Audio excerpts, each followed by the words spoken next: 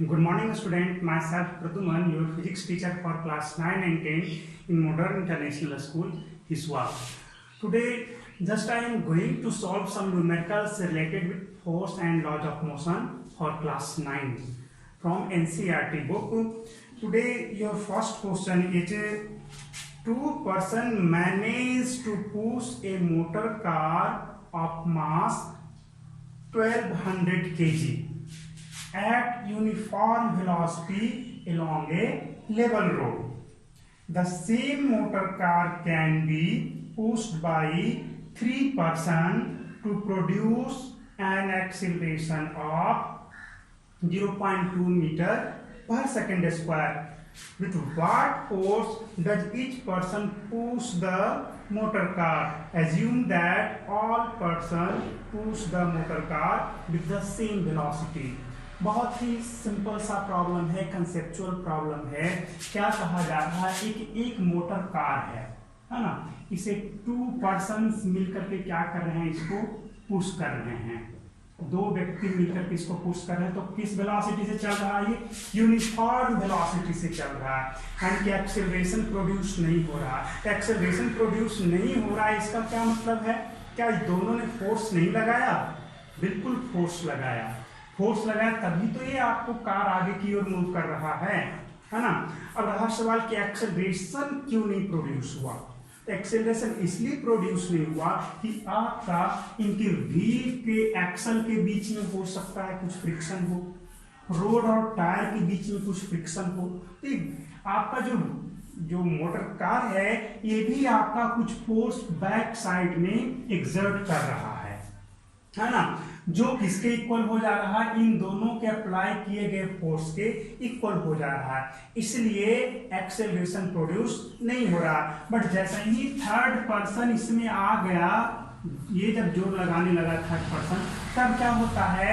आपका 0.2 metre per second square का acceleration produce हो रहा है। पहले तो कांस्टेंट वेलोसिटी से मूव कर रहा था, अब ये एक्सेलरेशन प्रोड्यूस होने लगा। इसका मतलब किसकी फोर्स की वजह से इसमें एक्सेलरेशन प्रोड्यूस हुआ? इन दोनों की फोर्स की वजह से first person, second person and third person, first और सेकंड पर्सन की वजह से गाड़ी में मूवमेंट हुआ with constant velocity. But third person जो फोर्स लगाया, एक्सेलरेशन सिर्फ और सिर्फ इसी के फोर्स की वजह से प्रोड्यूस हुआ। That mean force applied by third person क्या होगा जी? F equal to mass into acceleration. So अब क्या हो जाएगा आपका 1200 इंटू 0.2 कितना है? 240 न्यूटन आ गया। तो बताओ थर्ड पर्सन कितना फोर्स लगाया है? 240 न्यूटन है ना। ये थर्ड पर्सन के द्वारा लगा हुआ था। आपका क्वेश्चन क्या कह रहा है कि find out the force applied by each person. That means ये भी कह दिया है कि आपको हर एक पर्सन इक्वल फोर्स लगाता है, तो जितना फोर्स ये लगाया उतना ही ये, उतना ही ये। That means force applied by first and second person is also 240 Newton है ना। And frictional force exerted or resistance force exerted by car in backward direction is 240 plus 240, ये दोनों के प्लस के बराबर ना, यानी कि 480 न्यूटन। ये 480 न्यूटन का बैकवर्ड में रेजिस्टेंस ऑफर कर रहा है, इस वजह से ये रुका हुआ है, जिसे पुश किया जा रहा है। जब तक 480 न्यूटन के बराबर इस पर फोर्स नहीं लगेगा तब तक ये मूव नहीं करेगा। ये दोनों मिलकर के 480 न्यूटन फोर्स लगा दिया, ये कांस्टेंट वेलोसिटी से चलना शुरू कर दिया। और जब ये थर्ड पर्सन आया तब फोर्स का अमाउंट बढ़ गया, एक्सेलरेशन प्रोड्यूस हो गया। It's okay. Your another problem is a hammer of mass 500 gram moving at a speed of 50 meter per second strike a nail. The nail stops the hammer in very short time of 0.01 second. What is the force of the nail on the hammer? एक simple सा question है। ये आपका एक nail है और ये क्या है? आपका एक हैमर है ना। इस पर ये स्ट्राइक कर रहा है किस वेलोसिटी से? तो 50 मीटर पर सेकेंड की वेलोसिटी से। मास कितना है इसका 500 ग्राम, दैट मीन 0.5 kg है। कितने देर में इसमें टकराने के बाद स्टॉप हो जाता है पूरी तरह से हैमर?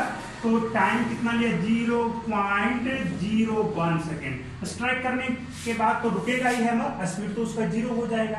तो कह रहा है कि कितना फोर्स नेल इस पे एक्सर्ट किया और ये इस पे एक्सर्ट किया। According to Newton's third law, the force exerted by the hammer, that means this is action force and reaction force is due to nail on hammer.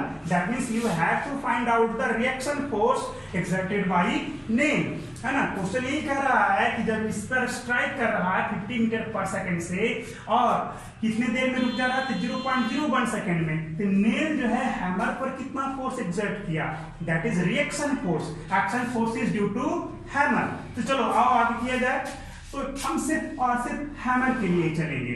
For hammer u equal to कितना है 50 meter per second, v equal to क्या है 0, m equal to क्या है 0.5 kg, है ना। Time कितना है 0.01 second.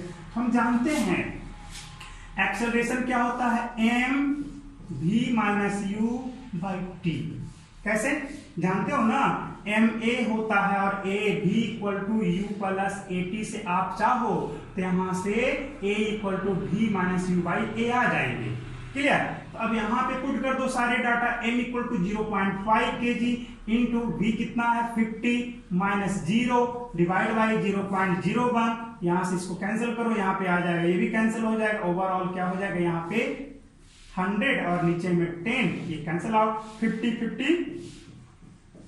2500 metre per second square का एक्सेलरेशन प्रोड्यूस हो गया। एक्सेलरेशन प्रोड्यूस तो हो गया।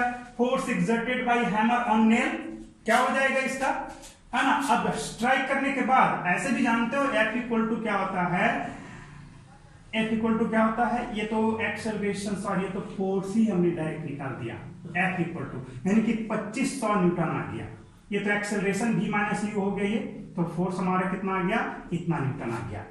तो ये कौन एक्सर्ट किया, हैमर किया इस पे और ये इस पे। तो ये भी क्लियर हो गया होगा, बहुत ही सिंपल सा प्रॉब्लम था। नेक्स्ट क्वेश्चन पढ़ा जाए। Your next question is a motor car of mass 1200 kg is moving along a straight road. Sorry, कहाँ चला गया? हाँ, moving along a straight road.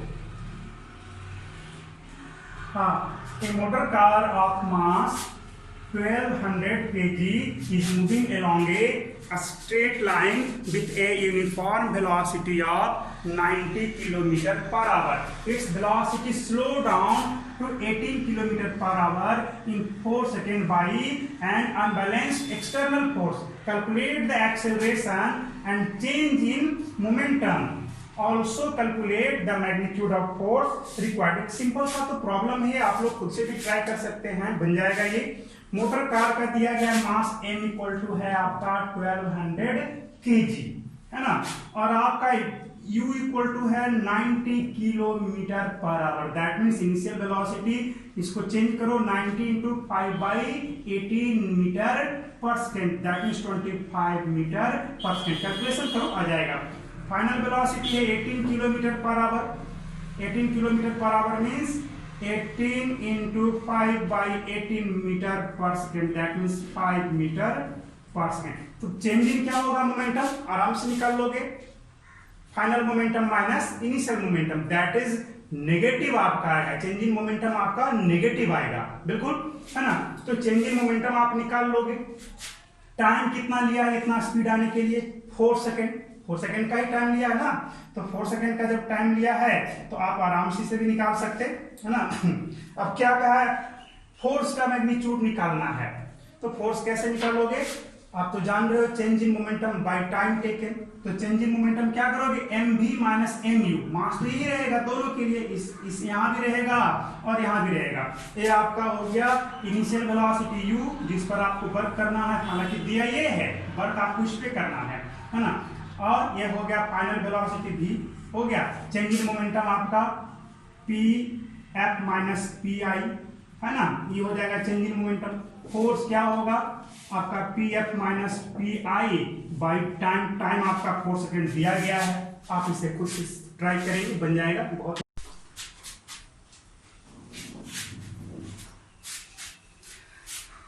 Another question is a large truck and a car both moving with a velocity of magnitude v have a head-on collision and both of them come to a halt after that if the collision lasts for 1 second. Question number A, which vehicle experience the greater force of impact? Second, which vehicle experience the greater change in momentum? Another, which vehicle experience the greater acceleration? Which is the car? Why is the car likely to suffer more damage than the truck? और इसको समझा जाए। क्या है आपका कि एक car है और एक ट्रक है, दोनों मूव कर रहे हैं, जा रहे हैं इस तरह से। हेड ऑन कॉलिजन होता है दोनों में। हेड ऑन कॉलिजन मतलब क्या आपका इस तरह से नहीं, इस तरह से जा रहा है, एक दूसरे से टच कर गए, इस तरह से कॉलिजन हो गया। तो क्या हुआ, 1 सेकेंड में क्या होता है, दोनों आपको रुक जाते हैं। टकराने के बाद 1 सेकेंड में दोनों ही रुक जाते हैं। यानी कि क्या हुआ, यहाँ पे दोनों का फाइनल वेलोसिटी भी 0 हो गया, है ना। मास किसका ज्यादा है, आपका ये ट्रक है और ये क्या है, कार। इसका मास m और इसका मास कैपिटल M। तो जब दोनों जा ही रहे हैं एक साथ, ये आपका ट्रक है, जब दोनों एक साथ जा रहे हैं अलग अलग और एक साथ हेड ऑन कॉलिजन, जैसे ये दोनों जा रहे हैं, एक कार है, इस तरह से कोलाइड करके एक दूसरे में स्टिक करके, और 1 सेकेंड के बाद दोनों हॉल्ट कर जाते हैं, यानी कि अलग हो जाते हैं, रुक जाते हैं, रुक जाते हैं। ठीक है, अब सवाल ये है कि अब किस पर ज्यादा फोर्स लगा, कार पे लगा या इस पे? इनिशियल वेलोसिटी इसका भी है, इसका भी, दोनों का सेम वेलोसिटी है। फाइनल क्या हो जाएगा, इसका भी 0, इसका भी 0 हो जाएगा। तो फोर्स किस पे ज्यादा लगा? तो फोर्स के लिए सिंपल सा है, F इक्वल टू, इसके लिए देखो Fc इक्वल टू M। यहाँ पे मास किसका ज्यादा है जी, capital M is greater than small m, है ना। Capital M is greater than small m। That force acting on car, Fc equal to mv, m0, m into 0 minus v by 1, कितना आ गया ये आपका -mv आया।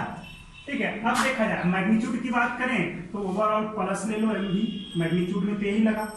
चलो f ट्रक के लिए, चलो f ट्रक के लिए capital m into 0 minus small v by 1 second भी तो टाइम लगा था, है मालूम। f equal to m into v minus m by t होता है। अब यहाँ से क्या रखोगे, पुट करो वैल्यू सबका। कैपिटल M ये है आपका, तो capital M v by T.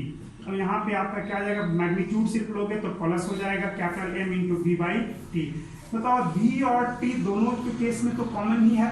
Sorry, यहाँ पे टाइम कहाँ चला गया, हाँ टाइम 1 सेकेंड था ना। चलो, तो v तो दोनों का सेम है, तो जिसका मास ज्यादा होगा तो उस पे ज्यादा लगा होगा। दैट मीन्स किस पे फोर्स ज्यादा लग गया, ट्रक पे फोर्स ज्यादा लगा, हाँ। जिसका मोमेंटम ज्यादा है ना, जिसका चेंज इन मोमेंटम ज्यादा होगा, उसी का क्या होगा आपका, उसी पे फोर्स ज्यादा लगेगा। टाइम तो दोनों के लिए सेम है, खुद से सोचो ना। इसका मास कम है, वेलोसिटी और दोनों का वेलोसिटी सेम है। जिसका मास ज्यादा उसका मोमेंटम ज्यादा, इसका मास ज्यादा है ट्रक का, तो मोमेंटम ज्यादा। इसका मास, कार का मास कम है, दैट मींस मोमेंटम इसका कम हो गया। अब रहा सवाल और एक कि आपका चेंज इन मोमेंटम किसका ज्यादा होगा। तो दोनों तो आपको 1 सेकेंड बाद रुक ही जाते हैं, तो चेंज इन मोमेंटम किसका ज्यादा होगा, तो जिसका इनिशियल मोमेंटम ज्यादा होगा उसका चेंज इन मोमेंटम ज्यादा होगा। तो इनिशियल मोमेंटम इसका ज्यादा था, that means change in momentum of truck is greater then that of car. बताओ, अब सवाल ये है कि कार को डैमेज ज्यादा क्यों होगा। तो आपस में जब कांटेक्ट में थे तो दोनों के ऊपर क्या होगा, फोर्स का जो अमाउंट है तो इक्वल लगेगा, है ना। ऐसे लगना चाहिए जैसे न्यूटन्स थर्ड लॉ के अकॉर्डिंग कहा जाए, है ना। आपस में जब एक दूसरे के टच में है तो हेड ऑन कॉलिजन हुआ है ना। बताओ, इस वजह से आपका कार में क्या होगा, ज्यादा डैमेज होगा, या ना। ये जो है आपका तो लाइट वेट है ना, तो लाइट वेट है तो ये तो ज्यादा डैमेज होगा ही। सवाल ये भी था कि why car damage more than truck, truck की तुलना में कार ज्यादा डैमेज क्यों हो रहा है, क्योंकि इसका लाइट वेट है इसके रेस्पेक्ट में, इसलिए। ठीक है, तो और भी कुछ क्वेश्चन होंगे उसको भी कराया जाएगा।